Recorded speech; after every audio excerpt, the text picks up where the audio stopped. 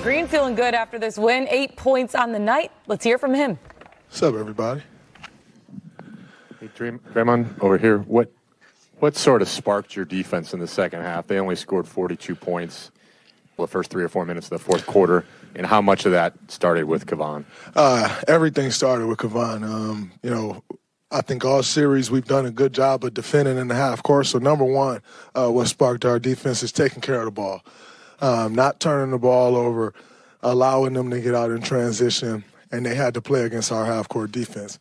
For the most part, all series, our half-court defense has been good, but we've given them transition opportunities and then also second chance points. So where it started with Loon, that was dominating the glass. Once we dominated the glass, then it allowed us to show how good our defense had been. And, once we did that, it allowed us to set our offense, get good offensive possessions, and we connected the game together. But Kevon Looney was huge. Andrew Wiggins, incredible defense. Everybody started boxing out. It was great. GP came off the bench. He was really into Malik Monk. And, we stuck with our game plan, and it ended up working for us. Draymond, some people doubt if championship DNA is a real thing. Did we just see an example of it? I think it's a real thing. Some people are, you just cut a little differently. You made a little differently, and then you talk about that DNA, that experience. We leaned into that today, but you got to give those guys a lot of credit. Starting with the head of the snake, Mike Brown, to come to an organization that hasn't seen the playoffs in 16 years and put the team together or bring the team together the way he did is absolutely incredible. So you give Mike Brown credit. De'Aaron Fox being the head of the snake from a player perspective, led his guys, tough player. One of the futures of this league. And, this won't be the last we see of Fox. This won't be the last we see of the Kings. They're headed in the right direction, and you got to give them a lot of credit. So it was, I'm honored to have played in that series, to play in this hostile environment. The fans were incredible. As I continue to progress in my career, you appreciate these moments. You appreciate fan bases like this, loud before the game, loud when the game starts, loud after the game. You have a strong appreciation for environments like this. So I'm very thankful to have played in this series. It was a fun one for us. Draymond, Steph is the first player to ever drop 50 in a Game 7. Can you sense when he's going to have a big game and lock in and really kind of will you guys in a way that he did tonight? Yeah, I knew he'd be locked in. When you have an opportunity like tonight, Game 7, we haven't had this opportunity many times. I think this was our fifth one. We played over 30 series, and this is our fifth Game 7, so they're rare.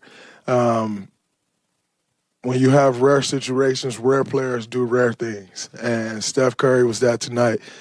He was absolutely amazing. He controlled the tempo of the game. He controlled the pace. No turnovers. I think he had one turnover the entire game. He had the ball the whole game. You can tell when he's locked in and he's laser focused, there's not many defenses in the world that can stop him.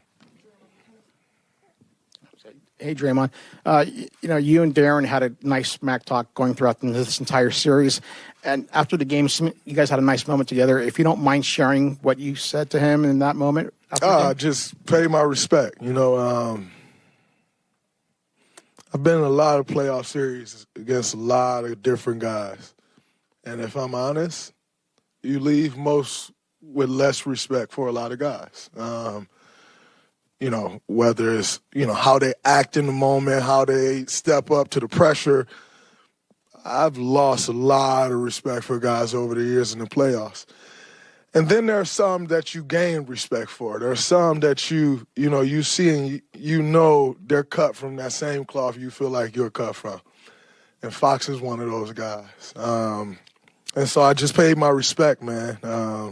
Hard-fought battle.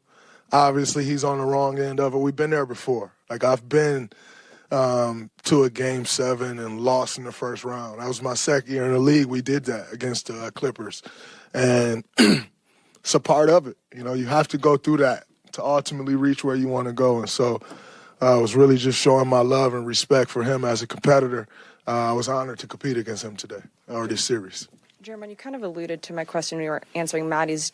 You guys have played, and this is your 5th Game 7. All of them are pretty famous now. The Clippers won to Cleveland, beating OKC, and then against the Rockets. Where does this fall just in levels of like gratification, watching what Steph did? Clay said that this is the Steph Curry game of Game 7. Yeah. I mean, you know, when you're in the moment of something, that's always going to feel bigger, I think. And so being in this moment right now, like this feels like the biggest one. Quite frankly, the performance Steph put on, you look at all the things that we've gone through this year as a team, to win Game 5 here and then go home and lay an egg, to then come back here on the road and have to do it all over again and do it even better than you did it in Game 5, which was very impressive.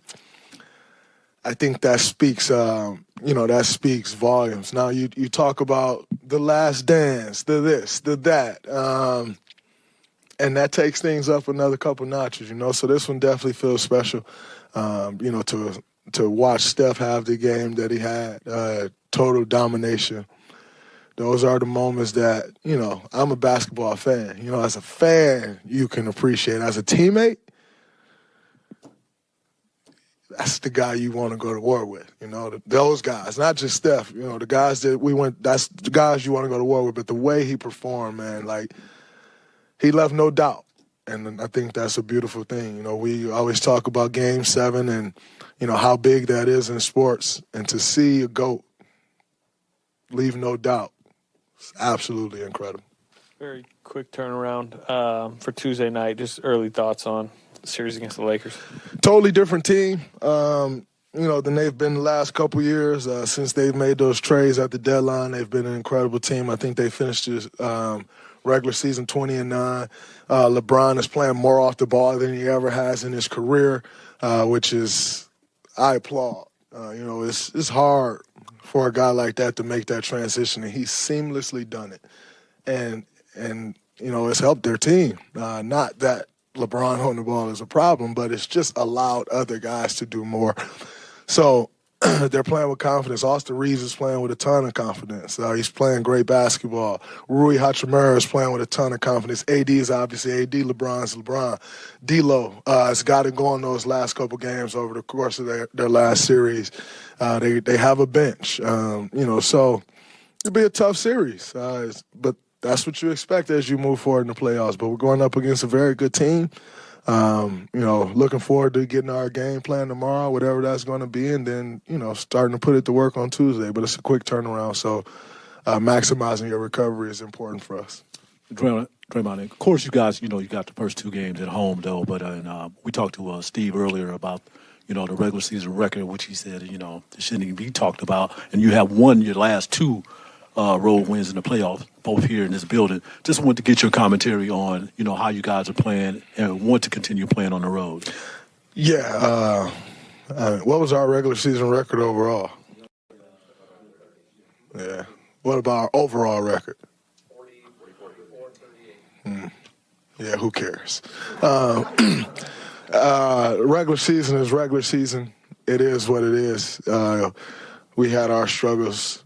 We don't make much of it. We didn't come into this series like, man, we haven't won on the road. We came into this series like we need to win 1 on the road, whatever that is. If that's game 1, 2, 5, or 7, we need to do it. We did it. Put ourselves in a position to only have to do it once and then let it slip at home and had to come do it again. But at no point was our mindset like, man, you think we can win on the road? Like, we know what we're made of. We know what it takes to win in these type of environments, in these situations, and we lean on that. Draymond, you mentioned the last dance without getting into any of that stuff in terms of the future. There is a sense that, it seems like the rest of the league's kind of trying to turn the page on all of you guys, right? The Warriors, LeBron. Like, every time I'm down there, we ask him, how are you still doing this at 38? Like, and now it's you 2 guys again. How are you guys still in this position, and especially against him? Well, I think number one, you're talking about some of the ultimate competitors. LeBron is one of the ultimate competitors. Steph, Clay, myself, Loon, ultimate competitors. And so to have these opportunities, we don't take for granted. I think, who you are as a professional show during these times. Here we are 8 years later from the first time we met in a playoff series and still playing at that level. That's special. It says a lot. It says a lot about who you are as a pro and how serious you take this, how you appreciate this game. And I know I speak for all the guys I just mentioned when I say the appreciation for the game and for the stage, for the lights. I was talking on my podcast the other day after Game 5, I think it was, just like that feeling that you get playing in these type of environments like that, it can't be replicated. It's like it's goosebumps, man. Like this is what you prepare for these moments. And this series against the Lakers is going to be epic. You got Steph, you got Bron doing it all over again. We've never played against the Lakers in a playoff series. We get to experience that. It's a ton of little things going on, but what I will say is stop trying to turn the page on us so fast. Stop trying to turn the page on Bron so fast. We get so caught up in what's the next thing that we don't appreciate the current. And then you get to the next thing and looking back like, man, I wish we still had that. I wish we could still see this. So for me and our guys, we're going to appreciate this every step of the way and continue to appreciate it, but also put ourselves in the best position we can to be successful. And you go from there and you live with those results, knowing that the work has already been put in. Yes, you have to continue to prepare day in and day out, but the work has been put in, and that's why we're here. You continue to rely on that and lean on it. Draymond, what do you make of Steph when he starts sort of interacting with the crowd and saying things to the crowd and motioning to the crowd? And you mentioned the atmosphere here. What's it take for a star player to have that type of performance and that type of atmosphere? Just laser focused. He knew everything that he wanted to get to versus their defense, and he got to it. He actually missed a couple of shots that he probably would love to get back and still had the night that he had. But it takes a special person to show up in an environment like that and do what Steph did. That's why you get paid the big bucks.